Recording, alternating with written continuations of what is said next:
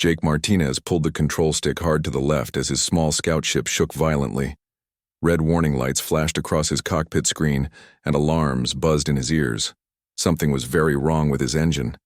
The ship had been running perfectly fine just minutes ago when he was mapping the empty space near the Kepler system. "Come on, baby.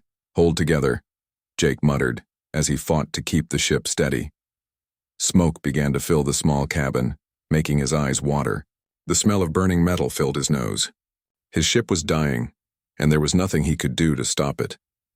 Jake had been alone in space for 3 weeks, exploring areas that no human had ever seen before. His job was simple: find new planets that might be useful for Earth's growing population.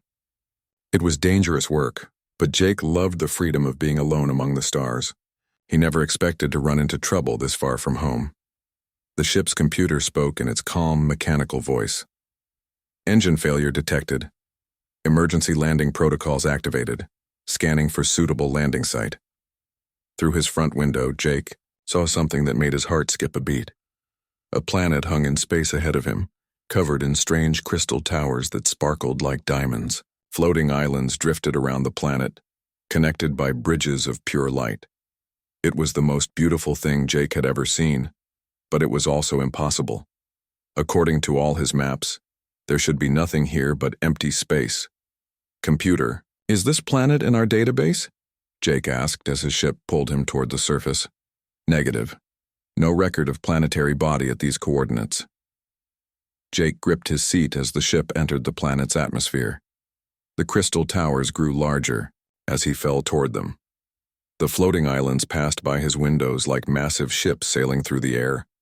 Everything looked ancient and empty, as if it had been abandoned for thousands of years. The ship hit the ground hard, throwing Jake against his safety straps. Metal screamed as the hull scraped across crystal rocks. Finally, everything went quiet, except for the hiss of escaping air from damaged systems. Jake sat still for a moment, checking to make sure all his body parts still worked. His left shoulder hurt, and his head felt dizzy, but he was alive.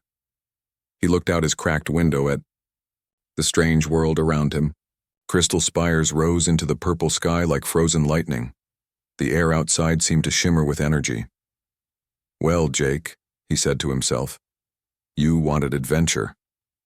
He gathered his emergency supplies: a water bottle, some food bars, a basic first aid kit, and a small laser tool that could cut through most materials. His communication equipment was dead, which meant no one would know where he was for a very long time. Jake opened his ship's door and stepped onto the crystal surface. The ground felt warm under his boots, and the air tasted of electricity. Everything was quiet except for a low humming sound that seemed to come from the crystal towers themselves. He had not taken 10 steps from his ship when something strange happened.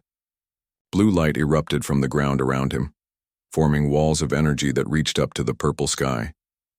Jake ran back toward his ship, but more walls appeared, cutting off his escape. Within seconds, he was trapped in a cage made of pure light. "What the hell is going on?" Jake shouted, but his voice echoed strangely in the energy prison. A voice spoke from everywhere at once, neither male nor female, but cold and mechanical like his ship's computer. "New prisoner detected. Biological scan complete. Species unknown. Classification hostile. Beginning containment procedures." "Prisoner? I'm not a prisoner. I crashed here by accident." The voice ignored him. "Transport to Central Detention Facility initiating." The blue walls began to move, carrying Jake along with them like a bubble through the crystal city. He watched in amazement as they passed through towers and over bridges of light. Everything looked like it had been built by beings with incredible technology, but he saw no signs of life anywhere. The journey ended at a massive building that looked like a crystal mountain. Jake's energy prison carried him through walls that seemed solid, but let him pass through like water. Finally, he found himself in a huge chamber with walls that pulsed with dark energy. The blue light disappeared, leaving him standing alone in the middle of the room. The chamber was enormous, big enough to hold several city blocks. Strange symbols glowed on the walls and the air felt thick with power. At first, Jake thought he was alone, but then he heard something that made his blood turn cold. breathing. Slow, deep breathing that sounded like wind through caves. Jake's eyes adjusted to the dim light, and he saw two massive shapes in the shadows at opposite ends of the chamber. They were too big to be real, but as Jake watched, one of them moved. A head the size of a car emerged from the darkness. It was covered in red scales that glowed like hot metal. Yellow eyes bigger than dinner plates focused on Jake with the intensity of a hunting cat. The creature opened its mouth, revealing teeth as long as Jake's arm, and spoke in a voice like grinding mountains. "Well, well, what do we have here?" The second creature stirred on the other side of the chamber. This one was dark blue, almost black, with scales that seemed to absorb light. When it looked at Jake, he felt something trying to push into his mind, like cold fingers probing his thoughts. "A new plaything," the blue creature said in a voice that echoed inside Jake's head. It has been so long since we had fresh entertainment. Jake realized what he was looking at. Dragons. Real, enormous, intelligent dragons that could speak and think. They were both the size of small buildings, with wings folded against their backs and tails that could crush cars. These were not fairy tale dragons from children's books. These were predators, ancient and deadly. The red dragon stepped closer, and Jake could feel the heat radiating from its body. "Tell me, little morsel, what brings you to our prison?" Jake's mind raced. Prison. That's what the voice had called this place. These dragons were prisoners too, locked away in this crystal chamber. But why? What had they done that was so terrible that someone had built a prison just for them? The blue dragon's mental touch grew stronger, trying to break into Jake's thoughts. Such an interesting mind. So many memories of violence and war. This one might last longer than the others. "Others?" Jake asked, finding his voice. Both dragons smiled, showing rows of teeth designed for tearing meat. The red one answered, "Oh, yes, little human. You are not the first to be sent here, though you may be the first to survive long enough for us to learn your name." Jake looked around the chamber, searching for any way out. The walls seemed solid, but they pulsed with the same energy that had brought him here. There had to be some kind of control system, some way to escape. All he needed was time to figure it out. The problem was, time was something he might not have. Both dragons were moving closer now, circling him like sharks around a wounded fish. Their eyes never left him, and Jake could practically see them deciding which parts of him to eat first. But Jake Martinez had not survived 3 weeks alone in deep space by giving up when things got dangerous. He had not become one of Earth's best scouts by running away from problems. As the dragons closed in, Jake did something that surprised them both. He smiled. The red dragon stopped moving when it saw Jake's smile. Its huge yellow eyes narrowed, trying to understand why this tiny creature was not running or screaming. Most prisoners broke down in terror the moment they saw the dragons. Some begged for mercy, others tried to fight with their bare hands. But none of them had ever smiled. "You find something amusing, meat?" the red dragon asked. Its voice rumbled through the chamber like distant thunder. Jake kept his smile and took a step forward instead of backing away. "Just thinking about how long it's been since I met someone new. Gets lonely out in space." The blue dragon's mental probe pushed harder against Jake's mind. But something strange happened. Instead of the simple, frightened thoughts it expected to find, the dragon encountered something much more complex. Jake's mind was like a maze with thousands of different paths, all leading in different directions at the same time. The blue dragon pulled back, confused. In its centuries of reading minds, it had never found anything like this. Most creatures thought in straight lines. Fear, hunger, pain, simple desires. But this human's thoughts jumped between past memories, future plans, and present observations, all at once. It was like trying to catch smoke with bare hands. "Sister," the blue dragon said to its companion, "this one is different." The red dragon, whose name was Vorath, snorted flames from its nostrils. "Different how? It still bleeds. It still breaks. All meat is the same in the end." Jake looked back and forth between the two massive creatures. He was storing away every detail he could see. The red one favored its left side when it moved, probably from an old injury. The blue one relied too heavily on its mental powers, which meant it might be weaker physically. Both dragons were huge, but they were also old. Their movements were careful, controlled. They were not used to fighting in small spaces. "You're both exiles," Jake said calmly. "That's why you're here. Your own people threw you out." Both dragons froze. The blue dragon, whose name was Zephyra, hissed like steam escaping from a broken pipe. "How could you possibly know that?" Jake shrugged. "Easy. This place is a prison, not a zoo. Prisons are for criminals, but if your people just wanted you dead, they would have killed you. Instead, they locked you away somewhere nobody would ever find you. That means you did something so bad that even other dragons couldn't stand it." Vorath's scales began to glow brighter with heat. "You dare judge us, tiny creature? We have burned entire worlds to ash. We have made kings bow before us and armies flee in terror. And yet here you are," Jake said. "Locked in a box like bad children sent to their room." The insult hit both dragons like a physical blow. Zephyra's mental attack came without warning, a spear of psychic energy designed to shatter Jake's mind into 1,000 pieces. She had used this same attack to drive entire populations insane, breaking their will to fight before Vorath burned their cities. But Jake's mind did not break. Instead, it bent like a tree in strong wind. The attack slid off his thoughts like water off glass. Jake stumbled and put a hand to his head, but he remained standing. "That felt like a bad headache," Jake said, blinking hard. "Do it again and I might get annoyed." Zephyra stared at him in shock. "Impossible. No creature can resist my mental assault." "Maybe you're just out of practice," Jake said. "How long have you two been locked up here anyway? 100 years? 1,000? Hard to keep your skills sharp when all you have to fight is each other." Vorath roared and unleashed a stream of fire hot enough to melt steel. The flames filled the space where Jake had been standing, turning the crystal floor into glowing liquid.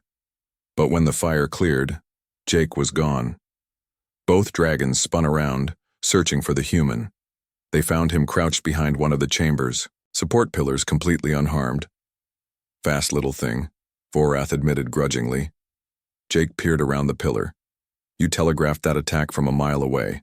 I saw you take a deep breath, saw your chest expand, watched you aim. Might as well have sent me a written invitation." "How did you know?" Zephyra asked. The curiosity in her voice surprised even her. "Humans have been dealing with predators for millions of years," Jake explained, staying behind cover. "We learned to read body language because our lives depended on it. Every creature gives away what it's about to do if you know how to look." Jake studied the chamber while he talked. The walls were not just crystal, they were some kind of energy storage system. The floating platforms throughout the room were connected by invisible force fields. The whole place was like a giant machine, and machines could be broken if you knew where to hit them. "Besides," Jake continued, "I've fought dragons before." Both dragons laughed, a sound like boulders falling down a mountain. "Impossible," Vorath said. "Humans are barely capable of space travel. Your species is young and weak." "Maybe," Jake said, "but we're fast learners." He moved to a different pillar before either dragon could react. As he moved, he picked up a piece of debris from his crashed ship that had somehow followed him into the chamber. It was just a small metal panel, but Jake had ideas about how to use it. "Tell me something," Jake called out. "What did you two do that was so terrible? I'm curious about what kind of crime gets you locked up forever." Vorath's eyes blazed with old anger. "We refused to bow to the Dragon Council's weakness. They wanted peace with the lesser species. We showed them what dragons were truly capable of. We burned the Council's precious treaty worlds," Zephyra added. "Every single one. Billions of creatures turned to ash in a single day." Jake absorbed this information. These dragons had committed genocide on a scale that was hard to imagine. They were not just predators. They were mass murderers who had killed entire civilizations for sport. "And now you're retired," Jake said. "We are imprisoned," Zephyra corrected. "Same thing. You're out of the game. Harmless. Just two old reptiles living on past glories. The insult worked exactly as Jake intended. Both dragons attacked at once, Vorath breathing fire while Zephyra launched another mental assault. But Jake was no longer where they expected him to be. He had spent the entire conversation mapping the chamber, noting every pillar, every platform, every energy conduit in the walls.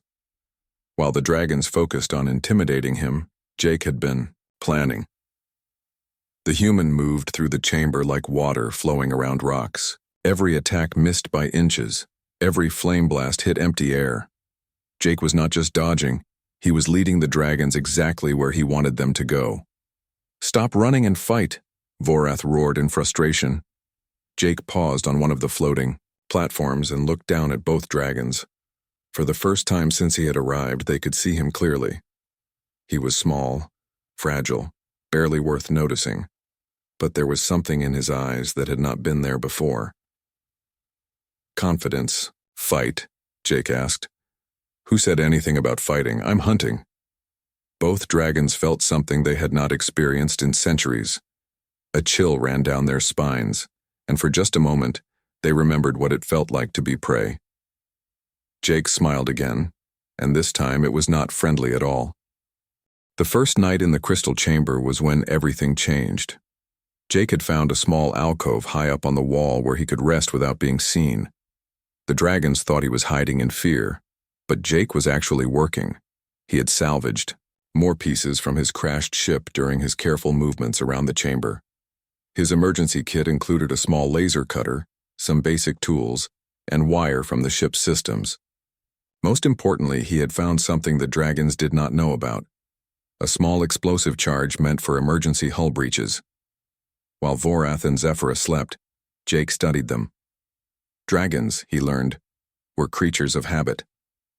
Vorath always slept in the same spot, curled around a pile of crystal formations that held heat from his own flames. Zephyra preferred the shadowy corner where the mental energy from the walls was strongest. Both dragons snored. This surprised Jake, but it also gave him valuable information.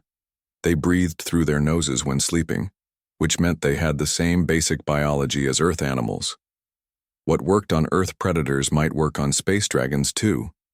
Jake spent hours examining the chamber's walls. The crystal formations were not just decoration. They were part of a massive energy system that powered the prison. Each crystal stored power like a battery, and they were all connected by thin lines of light that ran through the walls like veins. The floating platforms moved in predictable patterns, rising and falling on invisible currents of energy. Jake timed their movements carefully. If he needed to move quickly through the chamber, these platforms would be his highway. On the second day, Jake made his first real move. He waited until both dragons were awake and watching him. Then he took out his small explosive charge and placed it against one of the smaller crystal formations. The explosion was tiny compared to the dragon's fire breath, but it was placed perfectly. The crystal shattered, and the energy stored inside. It released in a bright flash of light. The flash was so sudden and bright that both dragons were temporarily blinded. In that moment of confusion, Jake disappeared. "Where did it go?" Vorath roared, blinking rapidly to clear his vision. Zephyra sent her mental probes searching through the chamber, but Jake's mind was already moving in too many directions at once. He was thinking about escape routes, attack plans, and dragon weaknesses all at the same time. Trying to track his thoughts was like trying to hold water in cupped hands. The next explosion came from the opposite side of the chamber, then another, from above. Jake had broken his single charge into smaller pieces, creating multiple small bombs that he could set off whenever he wanted. Each explosion was carefully planned. Jake was not trying to hurt the dragons.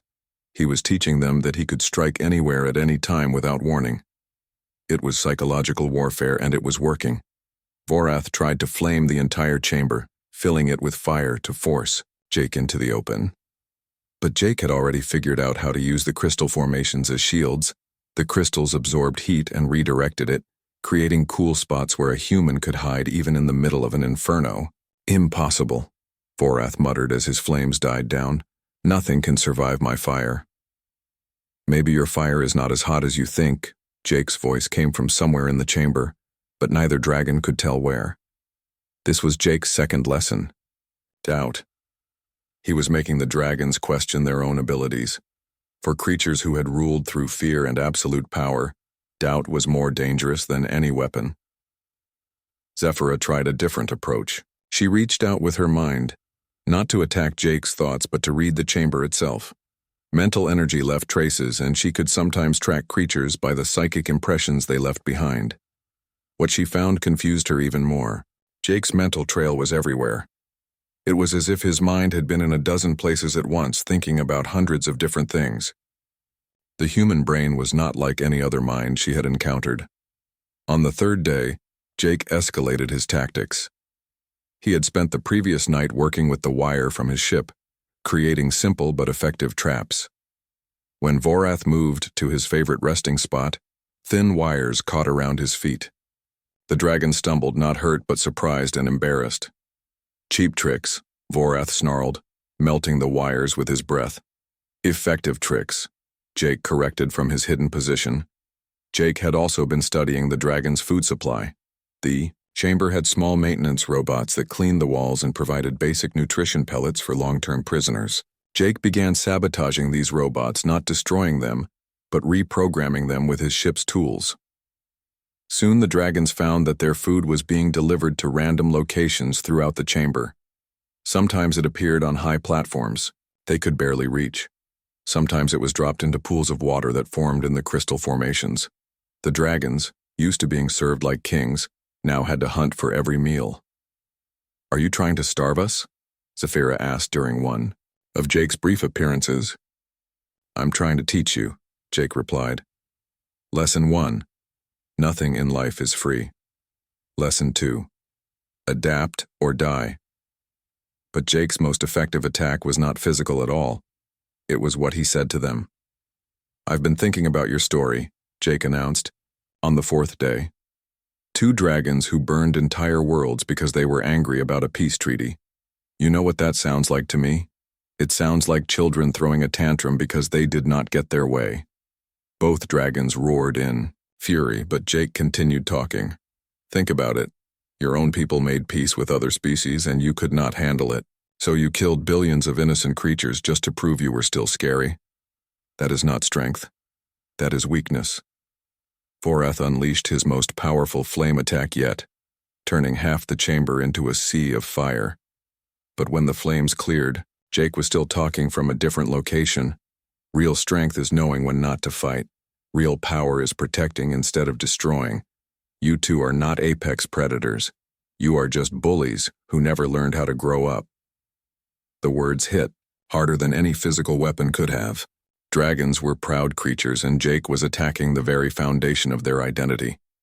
He was making them question not just their abilities, but their entire worldview. Zephyra tried to break Jake's mind with her most powerful mental assault, pouring centuries of psychic energy into a single devastating attack. Jake stumbled and fell to one knee, blood running from his nose. But he did not break. "That the best you got?" Jake asked, wiping the blood away. "I have had worse headaches from drinking too much coffee."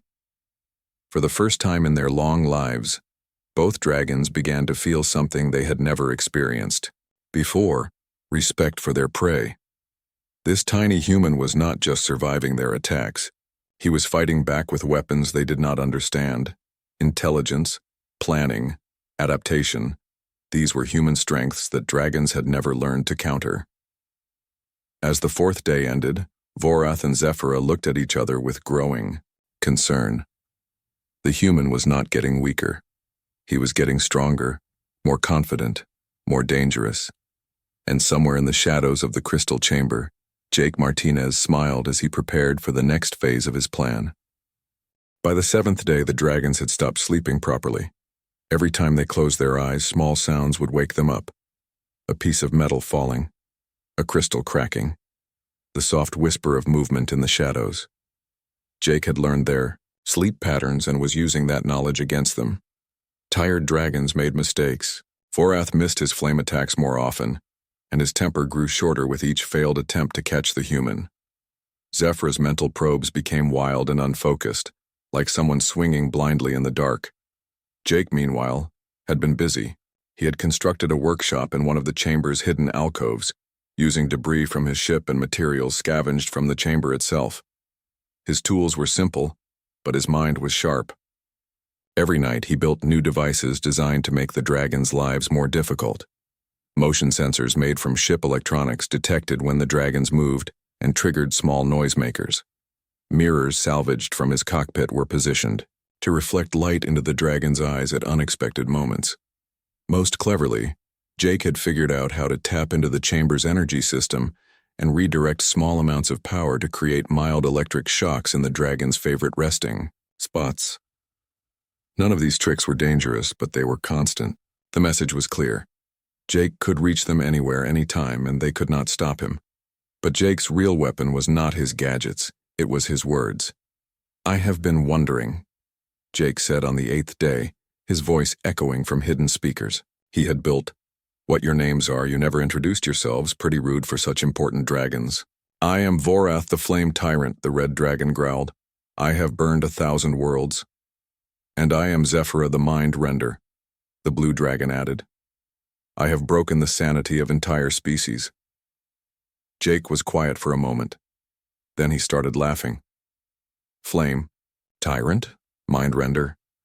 Did you give yourselves those names because they sound like something a teenager would make up to sound scary?" Both dragons roared in anger, but Jake kept talking. "Let me guess. Before you became the big scary tyrants, you had normal dragon names. Maybe Vorath was just Vorath. Maybe Zephyra was just Zephyra. But that was not scary enough, so you added the dramatic titles." "Silence!" Vorath bellowed, filling the chamber with fire. "Hit a nerve, did I?" Jake's voice came from a different location now. "Here is what I think happened. You two were probably outcasts even before you started burning worlds. Maybe you were not strong enough to be leaders. Maybe the other dragons looked down on you, so you decided to show them how tough you were by picking on creatures that could not fight back." Zephyra's mental attack came like a hammer blow, but Jake had learned to roll with her psychic strikes. His mind bent and flexed, absorbing the impact without breaking. "That is exactly what happened, is not it?" Jake continued. "You were nobodies who wanted to be somebodies, so you became monsters instead." The truth of Jake's words hit both dragons like physical blows. In their long lives, no one had ever seen through their carefully constructed images of terror and power. But this human had looked past the flames and the mind powers and seen them for what they really were. Broken creatures lashing out at a world that had rejected them. On the 10th day, Jake decided to show them something that would change everything. Vorath had just unleashed one of his most powerful flame attacks, turning the air itself into a burning hell. The temperature in the chamber rose to levels that should have killed any living thing instantly. But instead of hiding behind crystal shields as he usually did, Jake did something impossible. He walked through the fire. Jake had spent days studying Vorath's flames, learning their patterns and temperatures. He had used his ship's emergency heat suits and improvised additional protection from salvaged materials. Most importantly, he had figured out how to use the chamber's own energy fields to create a small bubble of cooler air around himself. To the dragons, it looked like magic. The human emerged from flames that could melt starship hulls with nothing worse than singed clothing and a few minor burns.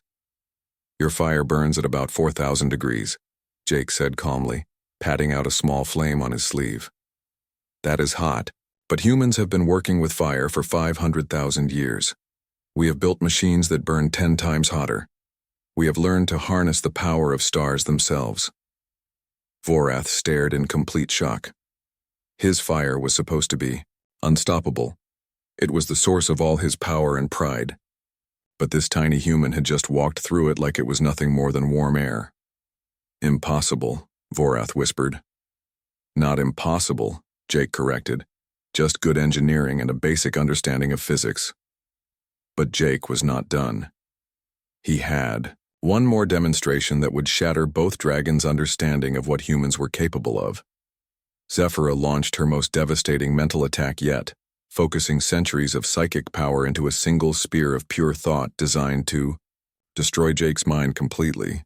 The attack was so powerful that the air around Jake seemed to shimmer with mental energy.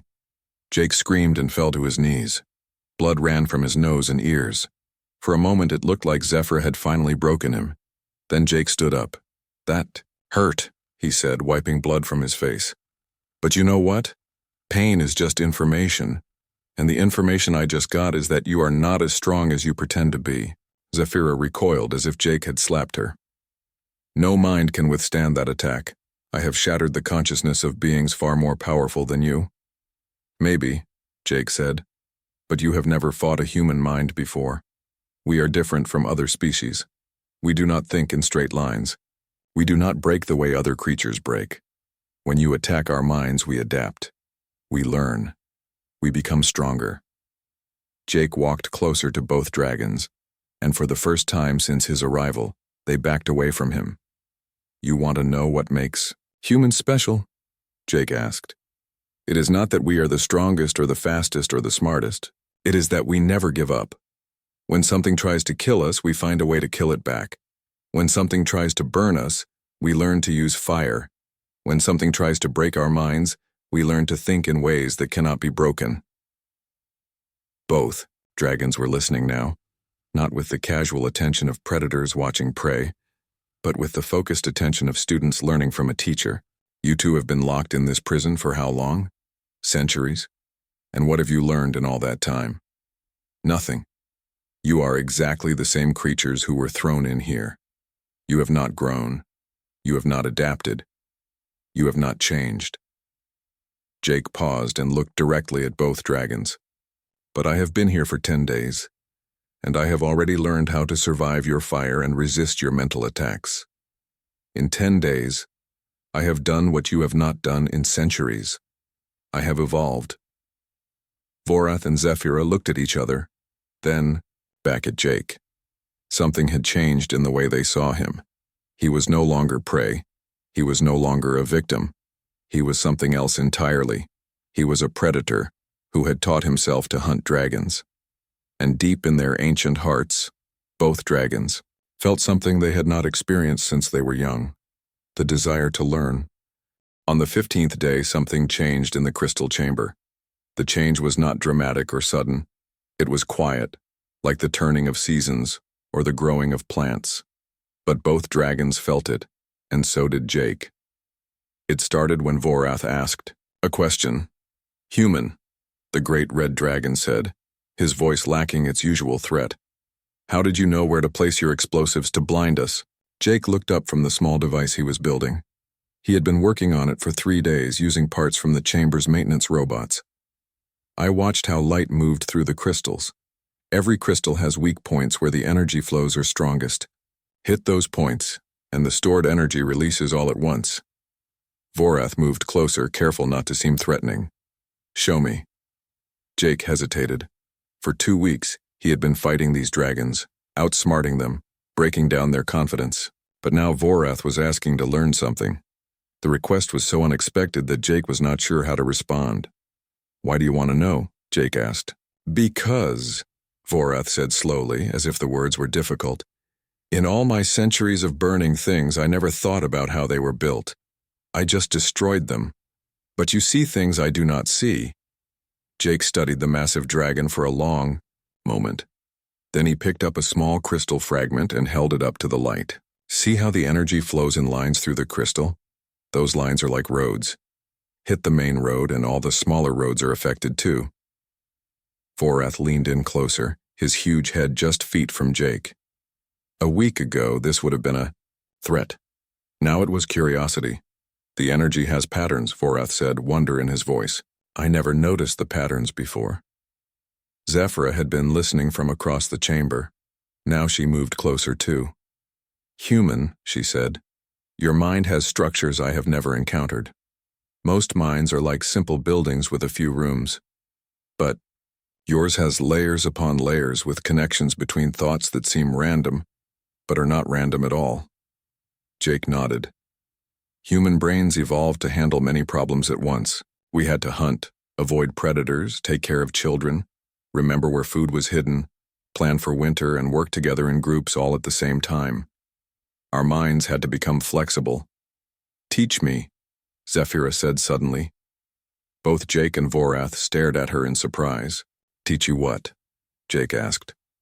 How to think like that. How to see connections that are not obvious. How to solve problems instead of simply destroying them. Jake was quiet for a long time. These dragons had killed billions of innocent creatures. They had destroyed entire civilizations for sport. They were monsters by any measure. But they were also asking to learn. They were asking to become something better. Sit down, Jake said finally. Both dragons settled onto the crystal floor, making themselves as small as possible.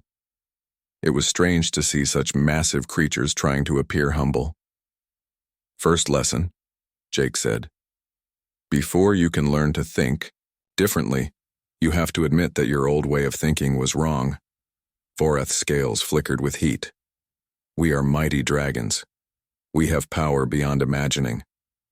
And where did that power get you? Jake asked. You are locked in a prison, forgotten by your own people with nothing to show for your long lives except the memory of things you destroyed. The words stung, but they were true. Both dragons had spent centuries telling themselves they were powerful, but real power was the ability to create, to build, to make things better. All they had ever done was tear things down. We were wrong, Zephyra said quietly. We thought strength meant making others fear us. But you have shown us that real strength is making others want to learn from you. Jake nodded. Now you are starting to understand. Over the following days, Jake began teaching the dragons things they had never imagined. He showed Vorath how to control his fire with precision instead of raw power, creating small flames that could weld metal, or provide gentle warmth instead of massive infernos that destroyed everything. He taught Zephyra how to use her mental abilities to heal damaged minds instead of breaking them, how to share knowledge and understanding instead of forcing obedience through fear. But most importantly, Jake taught them how to work together. Dragons think they have to be alone to be strong, Jake explained as they worked on repairing some of the chamber's damaged systems. But humans learned long ago that groups are stronger than individuals. We hunt in packs. We build cities together. We share knowledge so everyone benefits. The dragons were amazed by this concept. Their entire culture was based on individual strength and dominance. But as they worked with Jake, they began to see the power of cooperation. Vorath used his fire to heat metal while Zephyra used her mental abilities to guide Jake's hands as he made delicate repairs. Together they accomplished things that none of them could have done alone. The chamber itself began to change. Instead of a prison, it became a workshop. The dragons helped Jake build better tools, more comfortable sleeping areas, and even a simple garden where they grew food from seeds Jake had found in the ship's emergency supplies. When the prison's automated systems detected the changes, they were confused. The monitoring equipment had been designed to record the behavior of dangerous criminals, not cooperative students. The data made no sense according to any known pattern of prisoner behavior. 3 weeks after Jake's arrival, something extraordinary happened. The chamber's main door, which had been sealed for centuries, began to open. Light poured in from outside, and with it, the sound of voices. A rescue team had finally tracked Jake's emergency beacon and found the hidden prison planet. Rescue team expected to find either Jake's remains or a traumatized survivor hiding from monsters. Instead, they found Jake sitting calmly in the center of the chamber with 2 enormous dragons flanking him like loyal guards. Jake Martinez, the team leader called out nervously. Are you all right?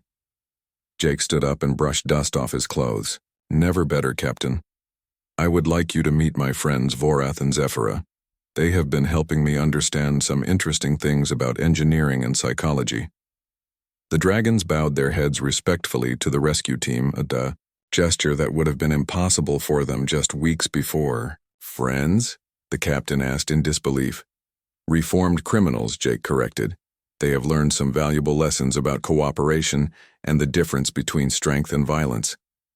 The captain stared at the scene before him. Dragons were supposed to be unstoppable killing machines. But these dragons were acting like tame pets, following Jake's lead and treating the humans with something that looked remarkably like respect. How? The captain asked. Jake smiled. I reminded them that dragons might be apex predators on their worlds, but humans are apex predators everywhere. The difference is, we are smart enough to turn enemies into allies. As the rescue team prepared to leave, Vorath and Zephyra made a request that surprised everyone, including Jake. "We want to come with you," Vorath said. "We want to learn more about human ways. We want to make up for the harm we have done." Jake looked at both dragons, seeing in their eyes something that had not been there when he first arrived. Hope. The galaxy is not going to trust you right away, Jake warned them. "You have a lot of damage to repair."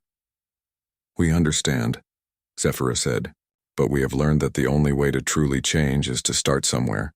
Will you help us?" Jake nodded. "That is what humans do. We help others become better than they were.